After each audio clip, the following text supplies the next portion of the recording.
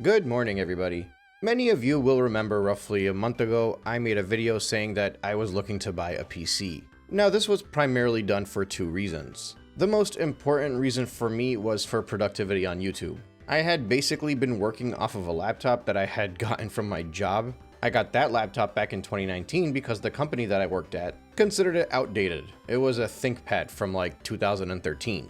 Now, in fairness, it was a 2013 laptop, but it was a pretty expensive, beefy ThinkPad. They gotta make these things strong enough to run CAD software. I'm a civil engineer by trade, so they gotta be good enough to do that, basically. So after I brought it home, I ended up just fudging around with it. I did stuff that I had never done before. I upgraded the RAM, changed it from a hard drive to a solid state drive, and made it a fairly functional laptop to get things done that I needed done. And really, I didn't need much done. The only thing I use a personal computer for at this point is YouTube. But that also meant despite how much effort I put into it, it was very outdated. Anytime I opened up anything on this computer, it would give me like just a whole crap ton of warnings and saying that this software can't run, and then I just hit ignore and it works. But you know, at some point I had to upgrade. And the deal that I had made with myself was that if I hit 10,000 subs, I'll do so. Now, obviously, I've blown past the 10,000 subs now, which has been awesome, amazing experience. But I also had no idea where to go and how to buy a computer. So you guys remember a month ago, I made a video just being like, yo, I'm lost. I don't know where to start even.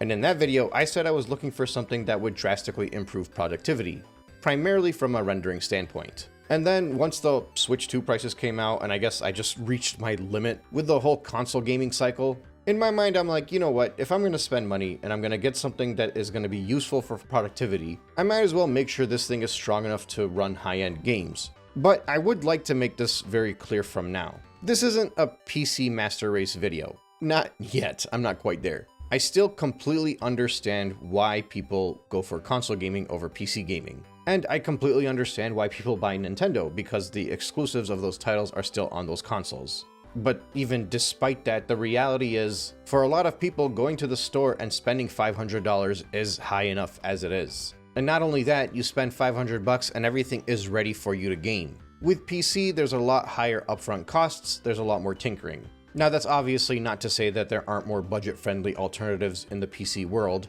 and there are even devices like the Steam Deck and other handheld gaming PCs that are fairly budget-friendly, or at least in comparison to dropping $1,000 to $2,000 on something. But I still think to this day, from an optimization standpoint, from a convenience standpoint, for a vast majority of people, console gaming makes more sense. It's just a lot simpler.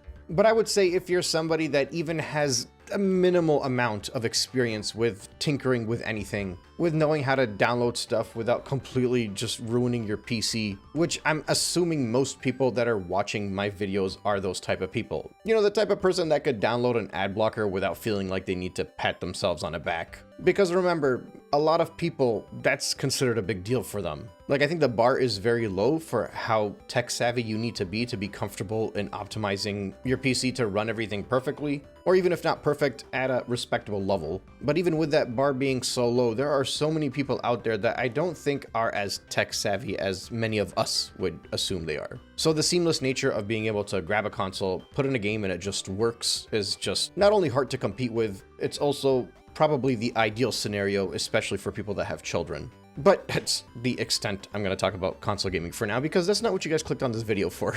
I might have to throw in a timestamp over here just to make sure people aren't like, what the hell is this guy talking about? Anyway, okay, so I got a Lian Li tower. It's the one with the digital screen, I just haven't done anything with it yet. A Ryzen 9900X CPU, and a 5070 Ti GPU. There's some flair in a few of the things that I bought. There's some pretty colors whenever I turn this thing on. And while the fans are much louder than anything I've ever been used to, they're not nearly as intrusive as I thought they were. In fact, this thing is blowing right beneath me every time I record, but it doesn't pick up on my audio. That could also be because of my mic, but I am not sure. And obviously, because I need a lot of memory, I got a 4TB SSD. And for what I felt was the best bang for my buck, and by I felt, I mean what the guy at Micro Center told me was a good deal, I got 32 gigabytes of RAM. I ended up using a crap ton of different promo codes, and I used a bunch of credit card points to offset a lot of the costs here. But for the average person, if you're just coming in and you're paying with cash, in total, the out-the-door costs would be roughly $2,200. My goal was to try to keep everything capped off at $2,000, but I realized with what I wanted and with the sales tax, that was just way too hard. And actually, I knocked off like $100 at the counter just by going on my phone and finding different price matches online and seeing whatever we can knock from every which way. Now, in fairness, if I was not YouTubing, I don't think I would have needed to spend that much. And likewise, if you're somebody that's just looking for something to game on, I highly doubt you'll need to spend as much either. But for me, it was very important that this machine would be strong enough to just drastically improve my productivity because I spend a lot of time making YouTube videos. So to give you guys an idea, my 10 to 15 minute videos used to take 25 to 30 minutes to render. Now granted, my device was very outdated. I imagine if I had something more modern, it would be a third of that, if not even lower. But now on this new setup that I have, I hit render and within a minute, it's done. Late last night, I actually uploaded my full-on Mario Galaxy 2 retrospective that I've been trying to finish for months. So those of you that have been waiting for that, check it out in the link in the description. And that whole 4-hour video rendered in less than 20 minutes. With my old ThinkPad, that would have taken 12 hours. And I am legitimately not exaggerating when I say that. So for me, my big justification is more that I'm paying extra to save time. And I stress that because I think if I was just trying to buy something for gaming, I never would have spent this much money. I'm not saying that it's bad to go all out and build your perfect, giant, strong machine for your video games. It's just not really my thing. However, since I did spend that money, and since I needed something super strong for YouTube, I've been having a little bit of fun with this machine. Now, please keep in mind that it has only been 1 month on this thing, and I am a very busy person. I got a family, I have a full-time job. I barely get an hour to an hour and a half a day to upload a video, and that's about the extent of it. So I sadly don't nearly have as much time as I would like to play video games. In fact, I didn't even want to upload this video today. I wanted to wait until I got my hands way dirtier with this computer before I started being like, oh hey, this is my desktop and this is all the cool stuff that I'm doing with it. But there are so many of you that have been waiting for an update on my PC that I purchased, so I figured I might as well do this video now.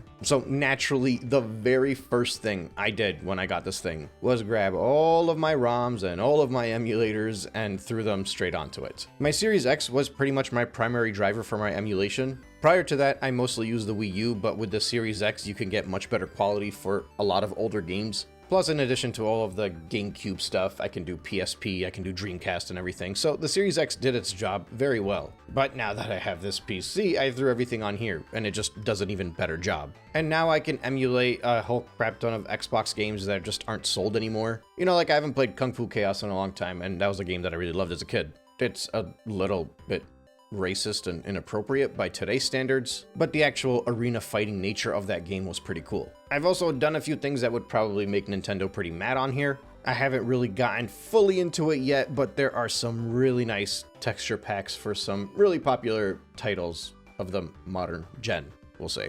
I guess technically it's last gen now, but that line is very blurred. I haven't really bought too much on Steam yet, primarily because, like I said, I don't really have time to game, so if I'm buying something, I usually buy it only when I'm playing it. I'm not really the type of person to just blow a bunch of money and have a giant backlog. But there is a constant nagging in the back of my head every time I see how cheap these games are. It is absurd. Like, you gotta remember, I'm coming off of just being a Nintendo guy exclusively pretty much for the past decade. Like, I had a Series X, but for the most part, I just would use Microsoft points to pay for Game Pass, so I'd play those games for free and then just cancel my subscription. I think the only game I bought on my Series X was Sonic and Shadow Generations, and that was largely because I wanted to make a video for this channel. So outside of that, I've basically just been doing nothing but buying titles on my Switch for the past decade. A vast majority of those titles are first-party titles too, so they're significantly more expensive. And while I didn't really spend that much money on third-party titles, I did buy a lot of indie titles on the Switch. And almost every single one of those indie titles is a fraction of the price as it was even on the console. And then the actual third-party titles that I would be interested in playing that I considered maybe subscribing to 1 month of Game Pass for, depending on how many games I think I'm actually going to be able to play in that month, which is usually not that many, it's almost in my interest to just buy it on this PC instead, where it's cheaper. And in seeing how much cheaper games are on PC, I completely understand why so many of you guys just go out there and be like, oh yeah, I bought this for $3 and then didn't touch it for 7 years. It's very tempting. I think there was an article a few weeks ago actually that was talking about this, about how Valve has prices so low that so many people are going out there and they just buy games and it just stays on their desktop and it's never touched. And I totally get it, because you see that thing, it's cheap, and you're like, I could throw away a few bucks, $5 to $10, no big deal. I will say a funny story actually. So generally my indie games are not single player, it's multiplayer stuff. I've talked about them a bit on my channel.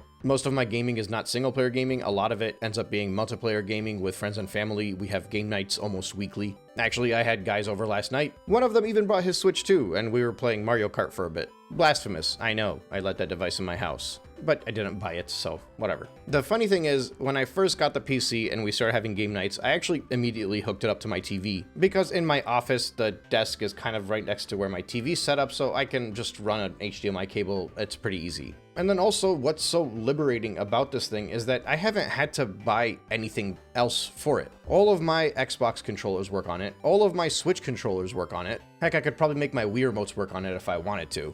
Although the one downside that I've been facing so far is that it doesn't really work too well wirelessly. Seems like there's a lot of interference between all of the Bluetooth devices. There's a whole crap ton of input lag. I don't know if there's a fix for that. I haven't really looked into it. And that's primarily because I have a ton of super long USB extender cables. So I just run a whole lot of 10 to 20 foot long cables and we play with very limited input lag. When I'm playing at my desk, obviously I don't need to use something like that, but for a game night, it works. It's not ideal, but it works. So it's just kind of nice that I don't really have to go out there and buy a bunch of accessories. But it is funny because I had a game night and then I had this new PC and everybody came over and I'm like, all right guys, what are we buying on Steam? Let's have some fun. Now, to give you an idea, on the Nintendo Switch, one of my favorite games to play, one of all of our favorite games to play is Duck Game. And on Switch, it's 4 players. But on Steam, it goes up to 8 players. So the first game that I bought on this giant PC that I just spent over $2,000 on effectively was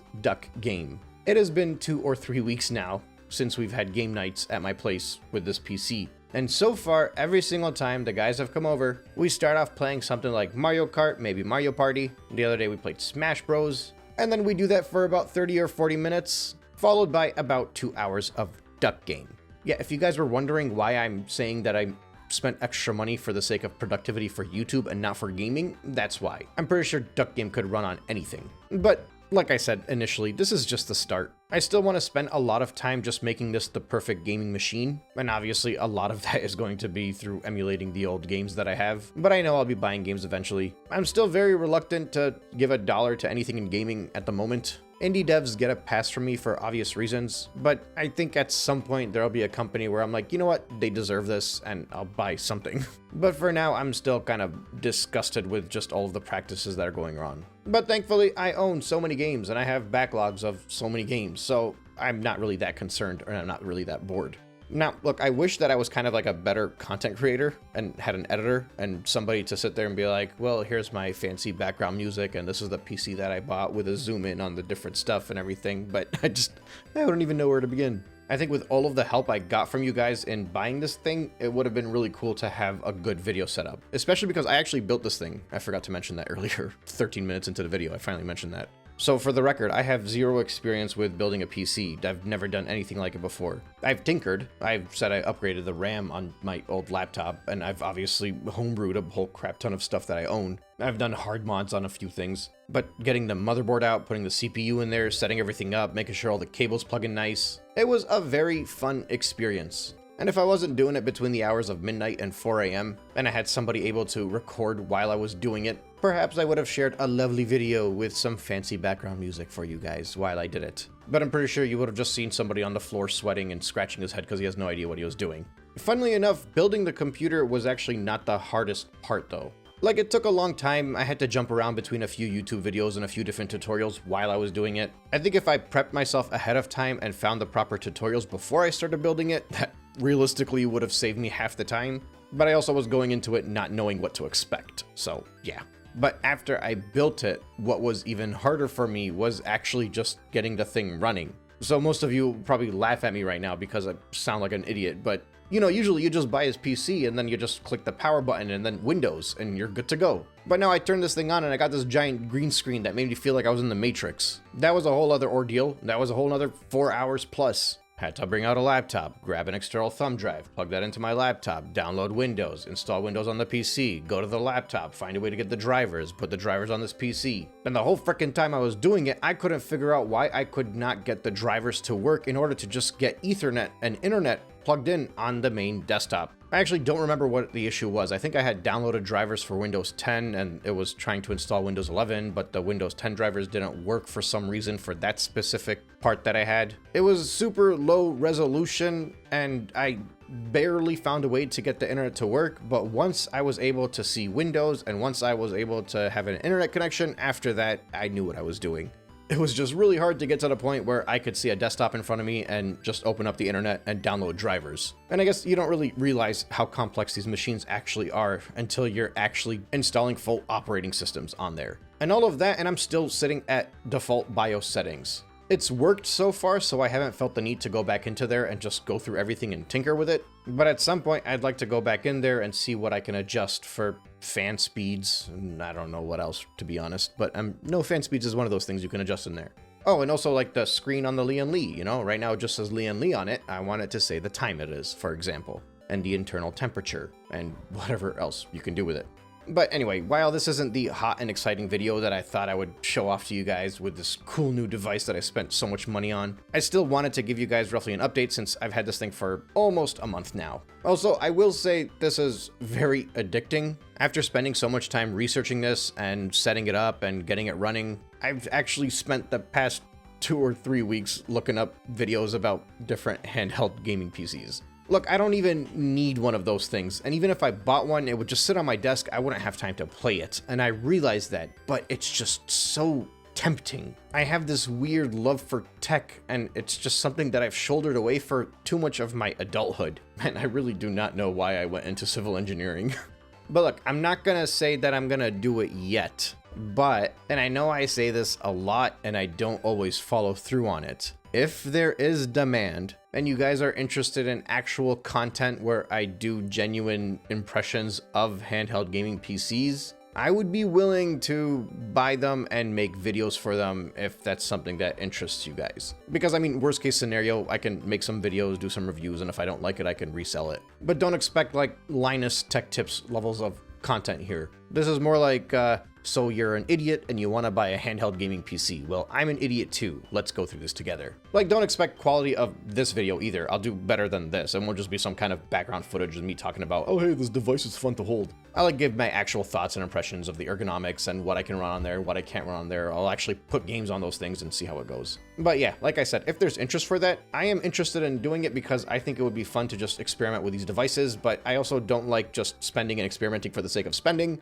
But you know, if it's something that works for content, hey, why not? I think we can have some fun. Let me know what you guys think. Anyway, that's all I really got for you guys today. I am extremely grateful for all the help I got from everybody that commented, everybody that sent me emails, and everybody that helped me just know which way to turn in order to buy this thing. I had this idea of trying to help people figure out where to start when they're buying PCs, but after this whole experience, I realized that if I was doing it again, I still wouldn't know where to start. Because the issue is there's just so many different variables to take into effect of how much somebody should spend on a PC and what exactly they need from it. And I think there are outlets out there that are much more helpful than I would be. But if you're somebody that is a gaming YouTuber, sure, send me a message. We'll talk. Also, if you have a Micro Center nearby, my experience was phenomenal there, and I've heard the same thing from a lot of other people. Like, I walked into Micro Center with the idea of what I was building already, so I kind of had a build preset ready to go. I used PC Part Picker, obviously, to kind of give me a feel for how much I needed to spend.